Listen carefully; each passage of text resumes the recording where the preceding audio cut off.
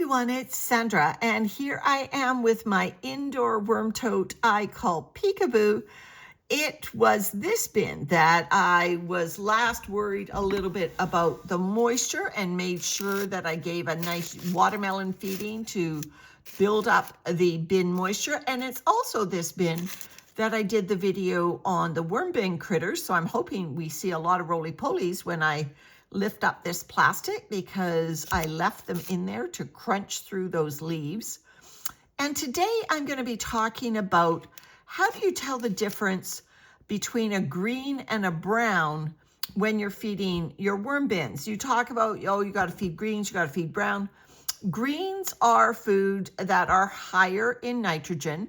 Browns are food that are higher in carbon, but it's always a scale, a continuum. All foods contain more carbon than they do nitrogen.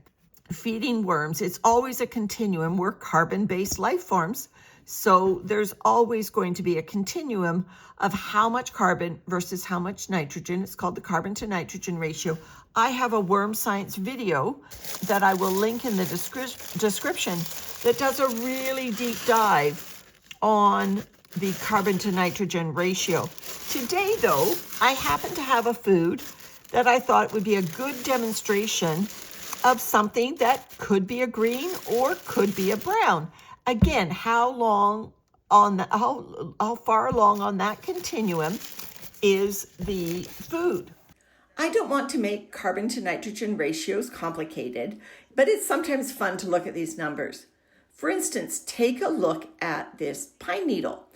If I plucked this pine needle off our pine tree in the spring or summer, it would be bright green, vibrant and alive.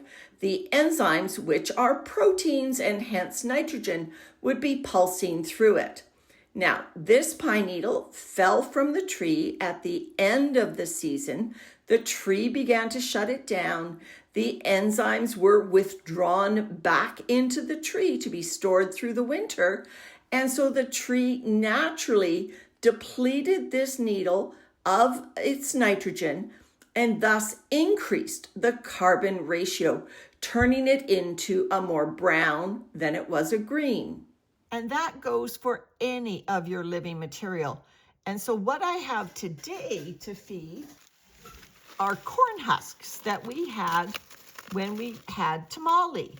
Now, I don't know whether these corn husks were picked when the corn was still alive on the plant, likely, and then they've just dried out through the steaming and now they've been frozen.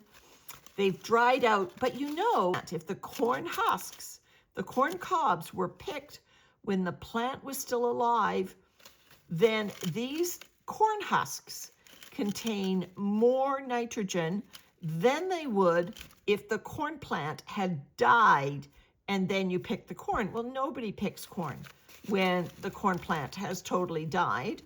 So isn't that interesting? Even though these are crunchy, and you normally would say, well, these are dried up, this obviously is a brown. Actually, these will have the digestive enzymes, the chemicals in them, the biochemicals in them, the nitrogen, that these will be more of a green, even though they're going in dry. That doesn't mean they don't have any carbon in them, but because they were picked off a living plant, these are actually considered further along the continuum to where the higher nitrogen foods are. I don't have to worry about it. This is not wet, sloppy, high nitrogen food. But you know, where I first started thinking about this is, as you know, I feed my worm bins flower bouquets that have died in the vase. But those flowers were picked alive. And because I picked the flowers alive, those flowers, even though they're dried, they are more along the continuum to be greens, even though the roses and the other flowers I fed were like dead sticks in the vase. They were picked when they were still alive. I thought that was a bit of an interesting trivia. When you use your own garden material, or you're using material that could either be alive or could be dead. All right, so onto this bin, onto Peekaboo. Let's just fluff this bin before I give them the corn husk and their feeding. This bin's doing a great job. Was harvested probably 2 months ago. It's making lots of great castings out of the leaf material. We don't have boxes available at the moment, so they get road trip napkins and leaves. That's kind of the food source. All right, the worms are happy. Look at them, nice worms. So let me just stir up this bin entirely. Again, I'm not in the feeding zone. The feeding zone is down this end.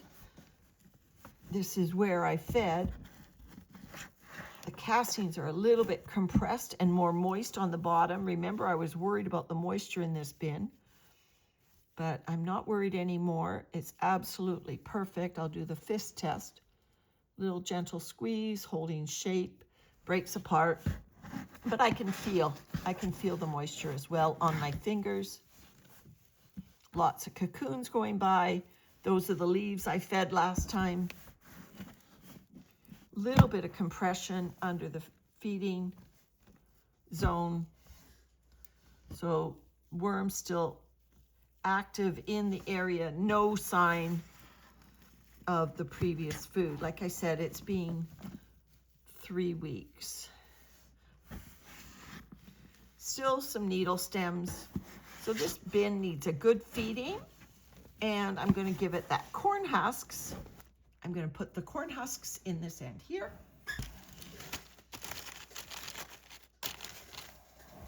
Food scraps go on top.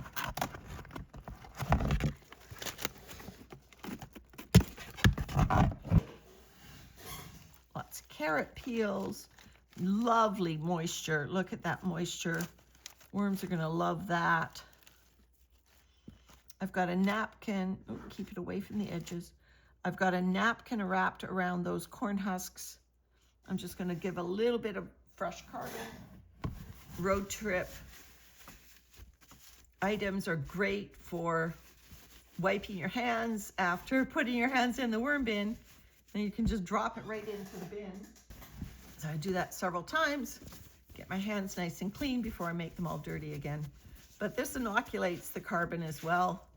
And if there is a wisp on my fingers, the wisp will go along for the ride and get back into the bin, which also is a good thing. There we go. Most of that is off my hands. This is as good as I can do for cardboard right now. There we go. So I love the look of this material. Peekaboo's doing a great job just after a couple of months. This is a lovely up and running worm bin. And so now I haven't really given them too much of a challenge. The corn husks will stick around for a little while, but I wouldn't be surprised if when we come back, the worms have made short work of most of that. I've created a little bit of a hump here. I've said before, that's not a problem if you have to build up bedding on one side, just to make sure you cover all the food scraps from fungus gnats and fruit flies. It's a good thing to do that. Got some paper towel I can use to slightly darken the material here. Like I said, we're kind of running short of carbons, but that's okay.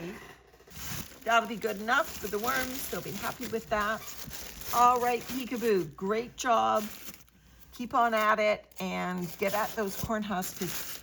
Corn husks, they are a worm favorite. All right, everyone. Thank you so much for watching and subscribing. Bye for now.